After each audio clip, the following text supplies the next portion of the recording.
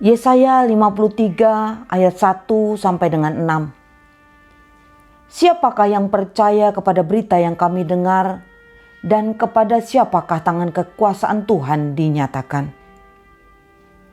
Sebagai taruk ia tumbuh di hadapan Tuhan, dan sebagai tunas dari tanah kering.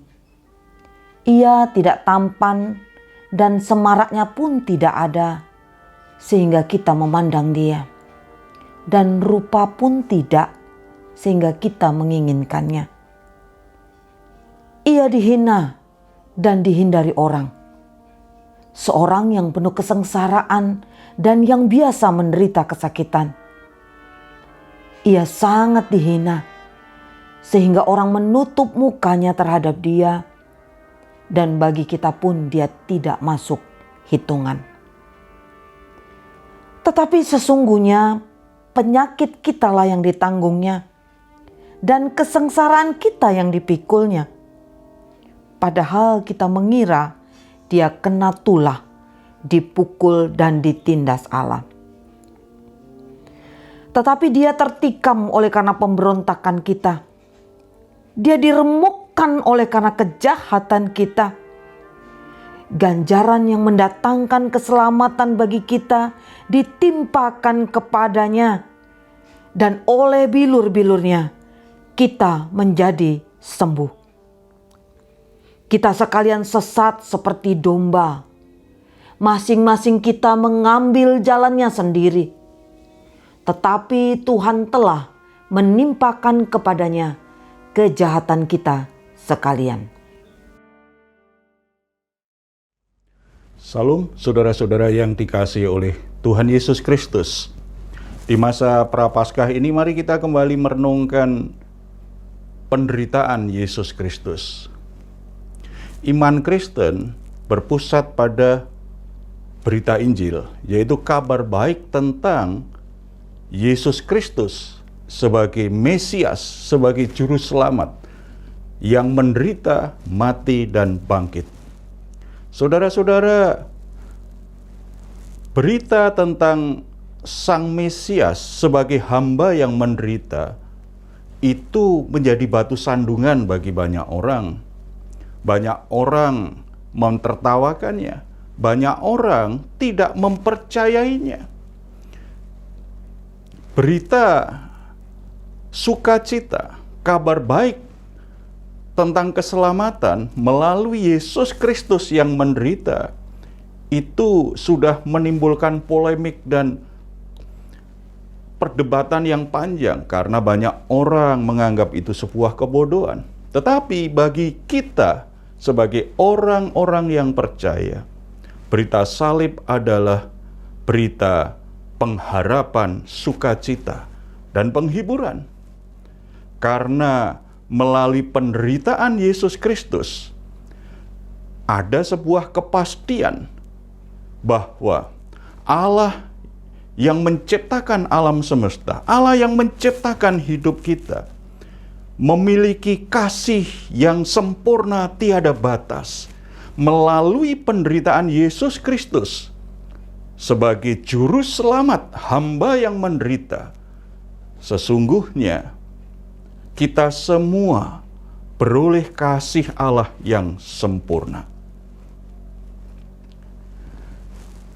Selain itu, melalui penderitaan Yesus Kristus menjadi sebuah pengharapan dan sukacita dalam hidup kita karena melalui penderitaan Yesus Kristus, semua sakit penyakit kesengsaraan kita sudah ditanggung oleh Yesus.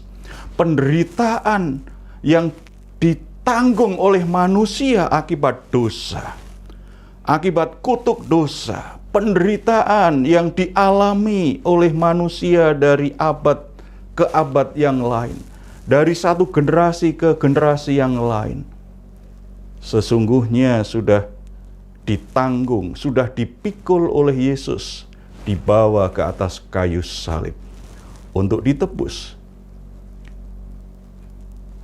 Melalui penderitaan Yesus Kristus juga menjadi sukacita bagi kita karena kita percaya bahwa Yesus Kristus menanggung semua dosa-dosa kita, sehingga kita semua tidak lagi dimurkai oleh Allah.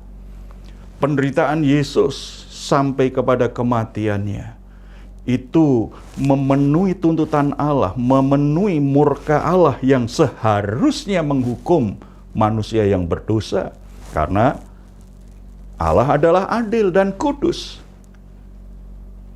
Tidak bisa kompromi, tidak bisa mengabaikan dosa. Harus ada keadilannya, harus ada penghukuman. Tetapi karena Yesus sudah menanggung dosa-dosa umat manusia melalui penderitaannya, orang-orang yang percaya dan menerima Yesus Kristus tidak lagi dimurkai oleh Allah. Saudara-saudara, mari kita renungkan penderitaan Kristus dan kembali syukuri hidup kita. Kita bersyukur atas hidup kita yang sudah ditebus, hidup kita yang sudah dikasihi. Kita bersyukur karena kita tidak menjalani hari-hari kita dengan semua masalah, dengan situasi yang penuh penderitaan, dengan berbagai tantangan, dengan berbagai godaan. Kita tidak menjalaninya sendiri. Ada kekuatan Allah yang menyertai kita. Ada kekuatan Roh Kudus yang memimpin kita.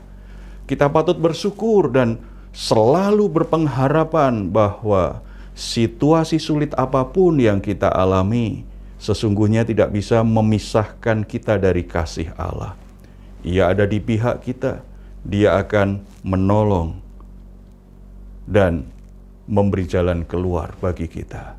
Kalau dosa yang begitu menjijikkan, dosa yang mestinya membuat Allah murka terhadap kita, itu saja sudah Ia tebus, apalagi dengan penderitaan-penderitaan yang lain.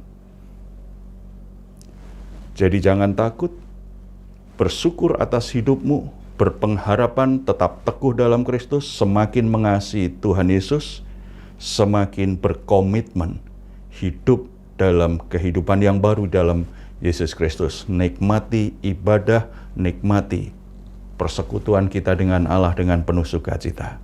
Karena untuk itulah Yesus menderita bagi kita semua. Kita berdoa.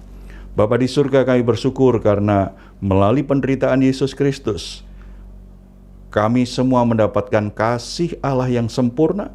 Melalui penderitaan Yesus Kristus, semua penderitaan sakit penyakit kami sudah ditebus. Dan melalui penderitaan Yesus Kristus juga,